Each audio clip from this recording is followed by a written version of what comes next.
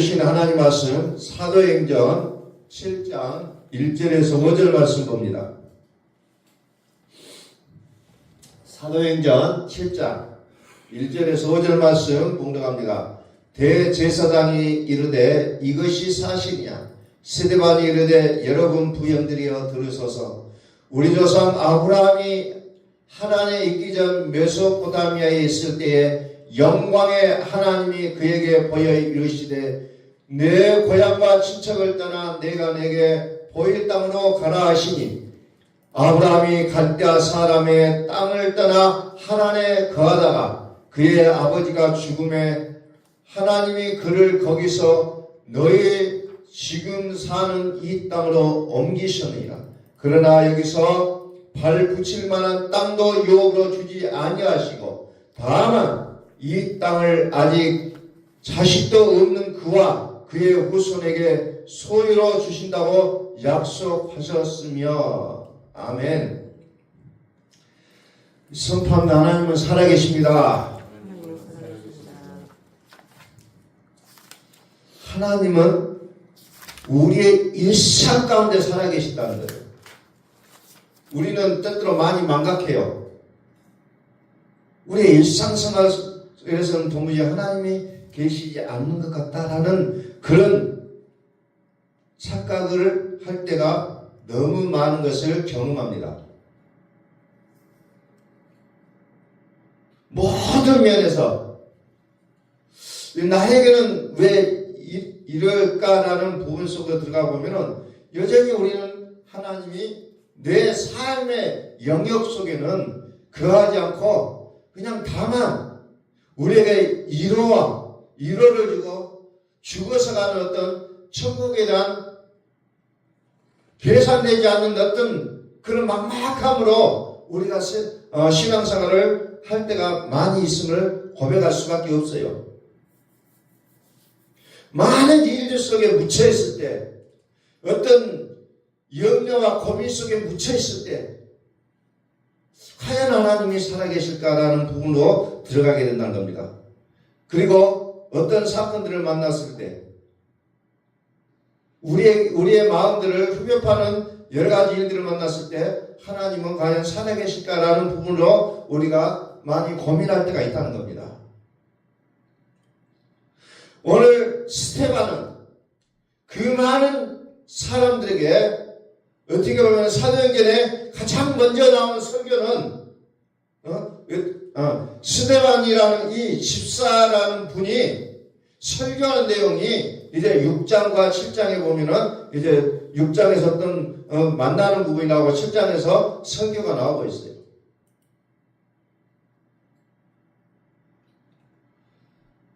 그래서 하나님은 약속을 주셨다는 거예요. 아브라함이 하나님으로부터 받은 약속이라는 부분으로 이 설교가 전개가 되어지고 있어요. 약속이라는 거죠. 그런데 이 약속을 소개하기 전에 먼저 스데반은 아브라함이 처한 상황을 이야기합니다. 아브라함의 그 일상이 어떤 일상이었느냐? 아브라함이 처한 일상. 아브라함은 특별한 존재였기 때문에 그런 것이 아니라 아브라함의 일상을 먼저 소개하고 있어요. 자, 아브라함은 메소포타미아에서 살았다는 거죠. 메소포타미아에서 그것도 우상을 만드는 집안에서 태어나서 열심히 우상을 만드는 자의 모습으로 등장하고 있다는 겁니다. 뭐 요즘 아이 쉽게 얘기하면 돌을 깎아서 무엇을 만들어서 뭐 절을 하게 하는 그런 내용들로 소개가 되고 있어요. 그 땅에 있을 때에 불러낸다는 겁니다. 어떻게 보면 아브라함은 지금 일상생활이 경제적으로 안정이 됐고 여러 가지 인간관계 속에서도 안정됐고 정말 열심히 살아가는 모습으로 나오고 있어요. 그냥 안정적으로. 그런데 하나님 어느 날 아브라함을 부르시면서 내가 지시할 땅으로 가라는 겁니다. 갈대아 우르로 이제 불러내기 시작합니다. 그런데 거기는 어때요? 오늘 말씀 보니까 발붙일 만한 땅도 유업으로 주지 아니했다라고 나옵니다.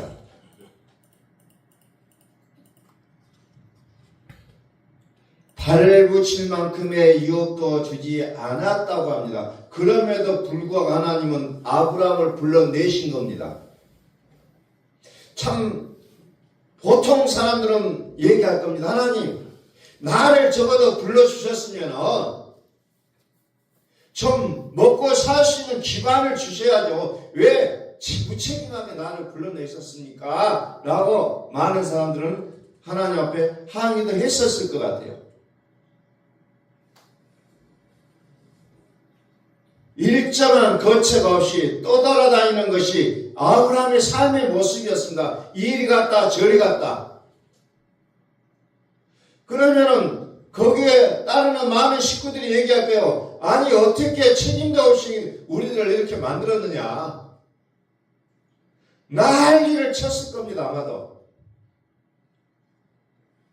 부인도 그랬을 것이고 자녀들도 그랬을 것이고 이제 또 같이 나오는 그 집안의 모든 그 일하는 사람들까지도 원망했을 수도 있다는 거예요. 여전히 그는 장막을 치며 살았던 겁니다. 안정되지 못하고 그런 모습으로 살아가고 있다는 겁니다. 그런데 문제는 자식이 하나도 없었던 거예요. 자식들이 불평했다는데 자식들은 아직 없어요. 정말 어떻게 봐도 실망스러운 상황입니다. 하나님이 기껏 불러서 나왔는데 여전히 텐트 치며 돌아다니면서 살고 있다는 겁니다. 그런데 하나님께서 약속을 하나 줘요. 그 약속이 뭡니까? 약속. 그와 그의 후손에게 소유로 주신다. 약속 믿고 가라는 거예요. 약속 믿고. 참 어떻게 보면 실망스럽잖아요. 아브라함과 그의 신에게 이 땅을 주시겠다는 거예요. 이 약속 하나. 아브라함 이 약속 하나 붙잡고 간다는 겁니다. 약속도 실현 가능한 것일 때에 희망이 되고 기쁨이 되지, 내가 아무리 상식적으로 생각해도 이건 아니라고 싶을 때 약속은 내 마음에서는 분노가 일어날 수밖에 없어요. 실현 가능성이 전혀 없는 황당한 것일 때 오히려 분노가 치닫게 되어 있다는 거죠. 그런데 아브라함은 하나님의 이 약속을 믿었다는 겁니다. 그래서 아브라함을 향하여 많은 후세에서는 믿음의 뭐라고 해요? 믿음의 족장이라고 부르잖아요.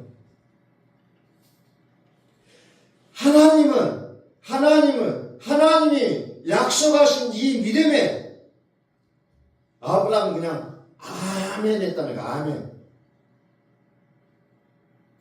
하나님의 이 약속을 믿었다는 겁니다. 그래서 믿음의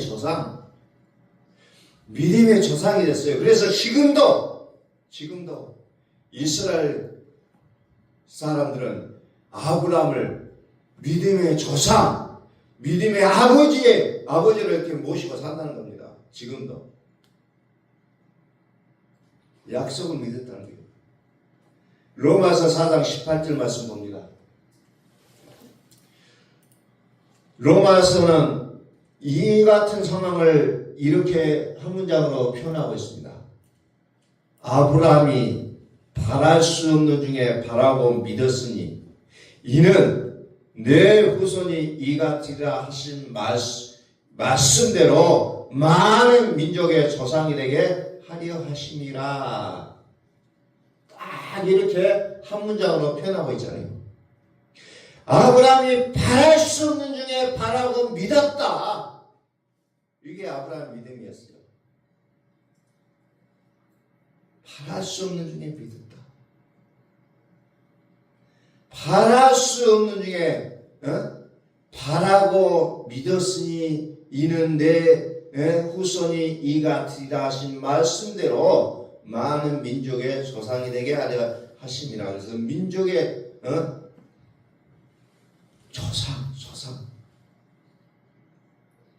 조상이라고 했죠. 조상. 믿음의 조상. 믿음의 조상이었다. 믿음의 조상. 그는 하나님이 주시는 약속의 타당성을 검토하지 않습니다. 그는 실현 가능성 여부를 문의하지 않습니다. 그가 주목한 것은 그 말씀이 하나님의 입에서 나왔다는 사실이었음을 그는 확인했다는 겁니다. 누가 말했느냐? 누가? 그런데 우리는 하나님의 말씀을 믿는 것보다 우리 이웃집에 어떤 사람의 말을 더 잘 믿는 우리의 모습을 우리는 볼 수가 있어요. 이웃집에 누구 엄마의 말은 쉽게 믿어요. 그러나 살아계신 하나님의 말씀은 너무너무 못 믿고 있다는 겁니다. 그 약속이 하나님의 입에서 나왔기에 그는 믿을 수가 있었다는 거예요. 의심하지 않았다는 겁니다. 이것이 신앙이에요. 이게 성도예요.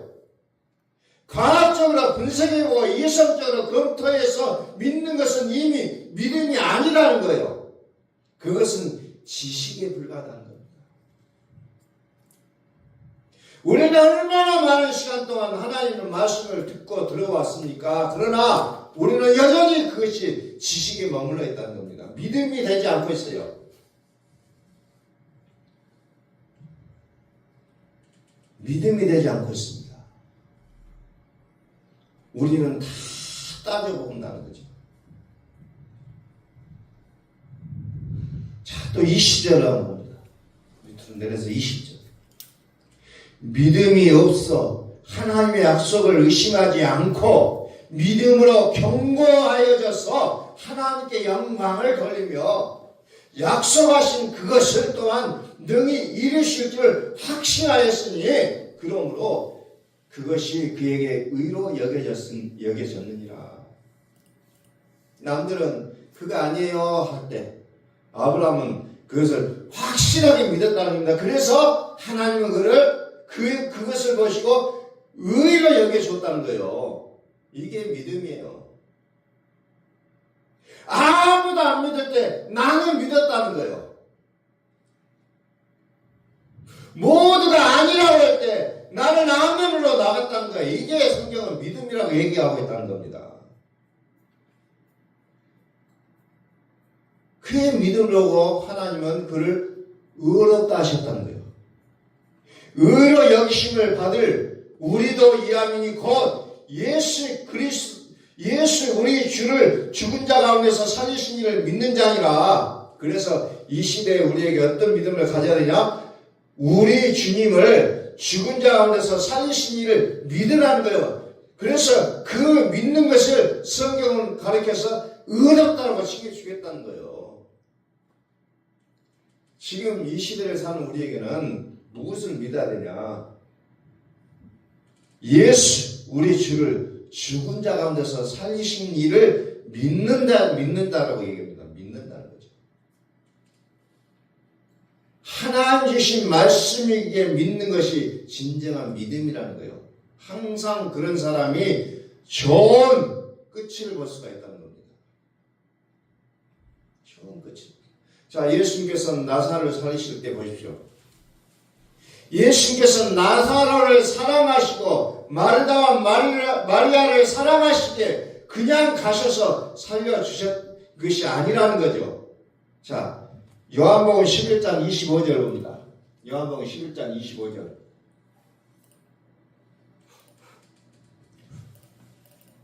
예수께서 이르시되 나는 부활이요 생명이니 나를 믿는 자는 죽어도 살겠고 무릇 살아서 나를 믿는 자는 영원히 죽지 아니하리니 이것을 네가 믿느냐? 부활이요 생명이심을 밝히신 후에 마르다에게 네가 이것을 믿느냐 물었을 때 마르다가 뭐라고 합니까? 내가 주여 그러하여다 주는 그리스도시요 세상에 오시는 하나님의 아들이신 줄 내가 믿나이다. 내가 믿나이다. 마르다의 대답을 듣고서야 나사로를 살려주셨다는 거예요. 그냥 하나님은 밑도 끝도 없이 하시는 분은 아니에요. 그 사람의 믿음의 그 고백을 보신다는 거예요. 우리는 매일 아침 일어날 때마다 우리의 믿음의 고백을 드려야 된다는 겁니다. 고민을 하고 염려하고 그러면서 오늘 어떻게 할 것인가 그러면서 일어나는 것이 아니라 믿음의 고백을 하시라는 거예요. 믿음의 고백. 주여 그러하여다. 주여 그러하여다. 주는 그리스도시요 세상에 오시는 하나님의 아들이신 줄 내가 믿나이다. 우리가 하나님 앞에서 하면 얼마나 할 수 있겠습니까? 그래서 하나님께서는 다행히도 우리의 고백을 가장 좋게 여기신다는 거예요. 자, 야곱의 믿음의 예언을 한번 봅니다. 야곱의 믿음. 창세기 49장 10절. 유다 지파에서 예루살렘의 통치자가 나올 것을 예언합니다. 실제로 850년 후에 유다 지파 출신인 다윗이 야곱의 예언대로 이스라엘 왕이 되잖아요. 실제로 다윗이 야곱의 예언대로. 자, 규가 뭐예요? 규. 옛날 성경에는 홀이라고 나와요. 홀.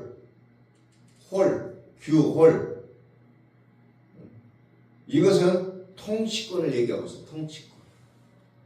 통치는 유다를 떠나지 아니하며 통치자의 지팡이가, 이 지팡이가 무슨 말이에요? 요즘으로 얘기하면 지휘봉이라고 할 수 있을 거예요. 지휘봉. 요즘은 좀 작고 좀 멋지게 만들어가지고 다니더라고요. 지휘봉. 통치자가 가지고 있는 지휘봉. 그 지휘봉, 그 발 사이에서 떠나지 아니하기를 실로가 오시기까지 이르리니 그에게 모든 백성이 복종하리로다. 실로가 오시기까지. 여기는 구원자를 얘기하고 있죠. 실로. 규가 통치권이 유다를 떠나지 않냐고 그 통치자의 그 지휘봉이 그 발 사이에서 떠나지 아니하기를 실로가 오시기까지 그에게 모든 백성이 복종한다. 이렇게 얘기합니다. 믿음의 말을 하자는 겁니다. 믿음의 말. 지금 상황이 안 나올 수밖에 없는 상황일지라도 우리는 믿음의 고백을 해야 된다는 겁니다. 그래야 하나님이 일하실 수가 있다는 거예요.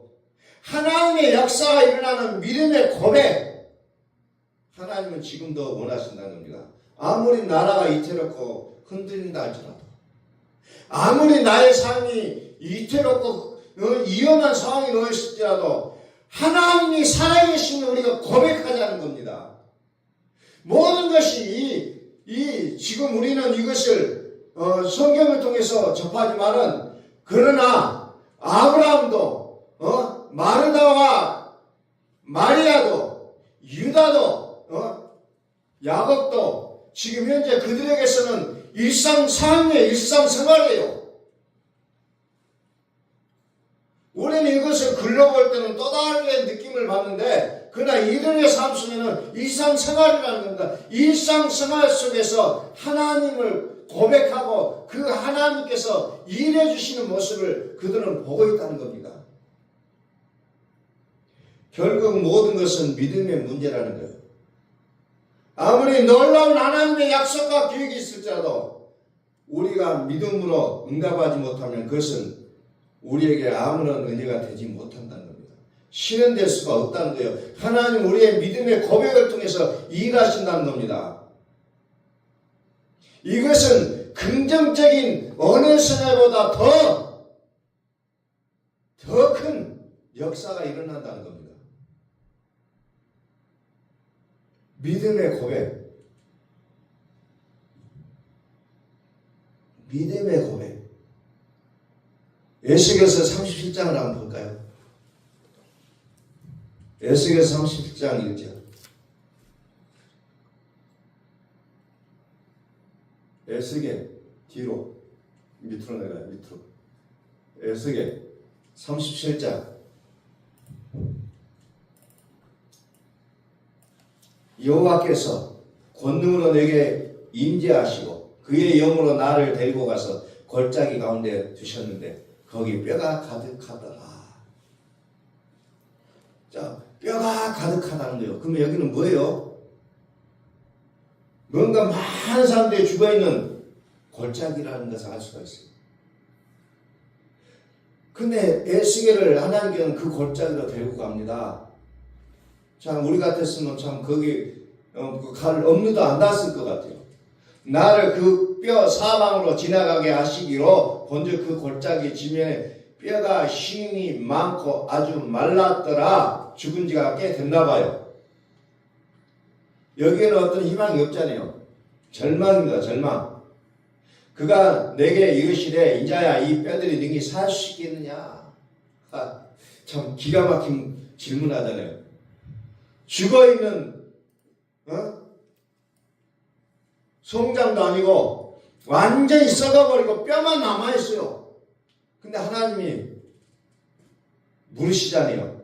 이 뼈들이 능히 살 수 있겠느냐. 그러니까 에스겔이 뭐라고 합니까? 주 여호와여 주께서 하시나이다. 역시 에스겔도 인간은 인간이에요. 그 상태에서 주여 살 수 있습니다라고 말할 수 있는 사람이 얼마나 있을까요? 에스겔 선지자도 마찬가지로 여호와여 주께서 아시나이다. 또 4절에서 또 내게 이르시되 너는 이 모든 뼈에게 대나 이르기를 너희 마른 뼈들아 여호와의 말씀을 들을지어다. 주 여호와께서 이 뼈들에게 이같이 말씀하시기를 내가 생기를 너희에게 들어가게 하리니 너희가 살아나리라. 주 여호와의 말씀을 들을지어다. 너희가 살아나리라. 하나님 말씀하십니다.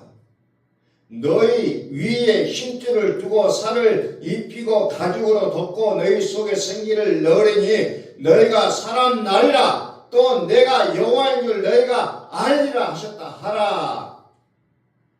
내가 힘줄을 두고 살을 입히고 가죽으로 덮고 너희 속에 생기를 넣으리니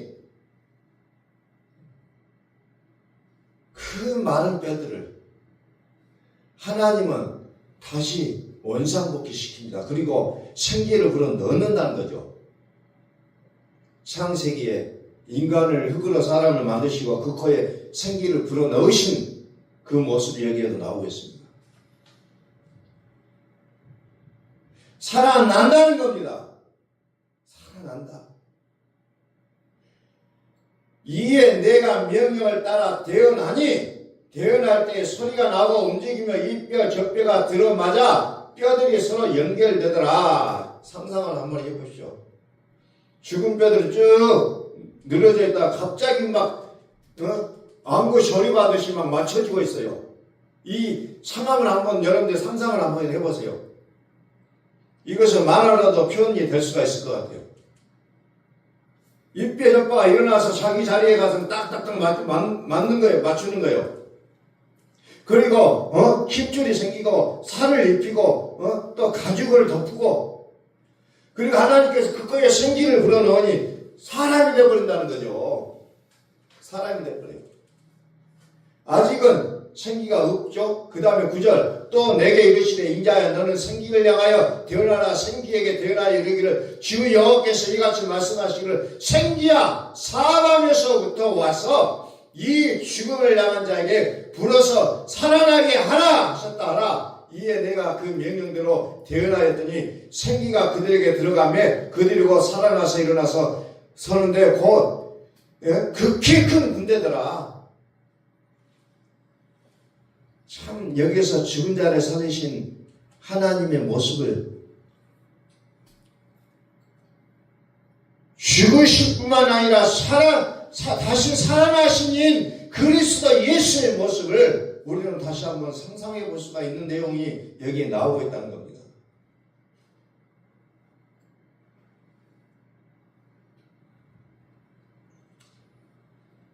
완전히 죽었다. 완전히 죽었어요. 이미 다 썩어서 뼈만 남았어요. 그런데 이 뼈마저도 살려내시는 하나님의 이 역사를 우리는 여기서 볼 수가 있다는 겁니다.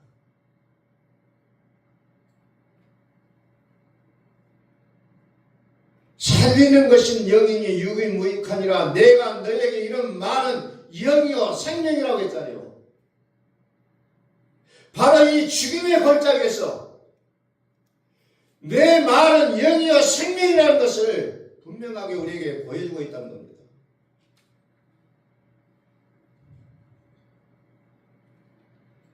마태복음 4장 16절에 예수님이 이 땅에 오셨을 때 그 상황이 어떤 상황이냐?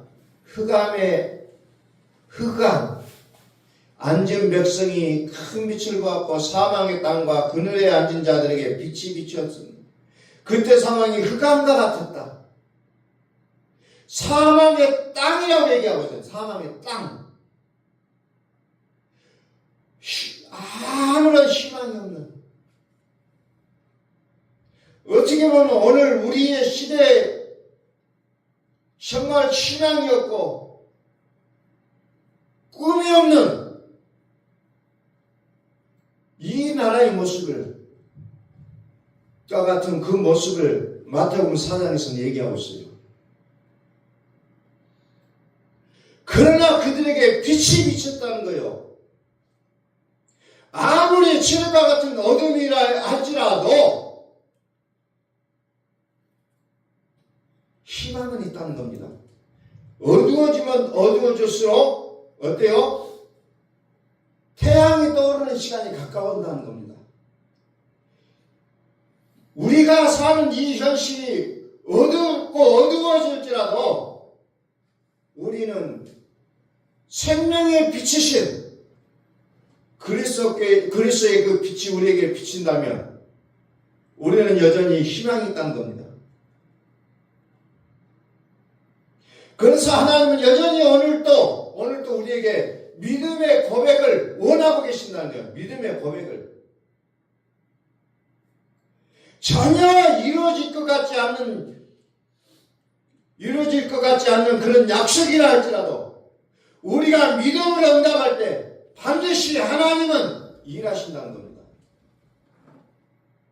여기에서 기적이 나오는 거예요. 그런데 아이고 이건 안 되는 거예요. 뭐 될 수가 있까요? 그러고 있으면 하나님은 절대로 일해 주시지 않는다는 겁니다. 오늘 우리가 꿈을 꿔야 됩니다. 오늘 우리 교회 모습은 어떻게 보면은 세상적으로 보면은 정말 연약하고 뭔가 할 수 없는 그런 모습일지라도 우리가 믿음으로 고백하면 하나님은 우리를 복음으로 택정해 주신 교회에게 이 복음을 위해서 일할 수 있는 강한 교회로 하나님께서 세워주실 줄로 믿습니다. 정말 죽음의 골짜기에서도 그들에게 생명을 주시게 주시는 하나님이라면 오늘 우리 교회를 통해서 하나님은 분명하게 하나님의 그 귀하신 일들을 행하실 줄로 믿습니다. 우리는 믿음을 가지고 오늘도 정말로 복음을 위해서 부르심을 입은 내가 하나님의 거대한 일을 하나님께서 나를 통해서 하실 수 있음을 우리는 다시 한번 고백하면서 오늘도 하나님 우리를 통해서 일해 주십시오. 하나님께서 우리 교회를 통해서 일해 주시기를 소원합니다. 우리는 믿음의 고백을 하는 거룩한 이 주일, 우리의 일주일이 될 수 있는 그런 날들 되시기를 예수의 그리스도로 선포합니다. 기도하겠습니다.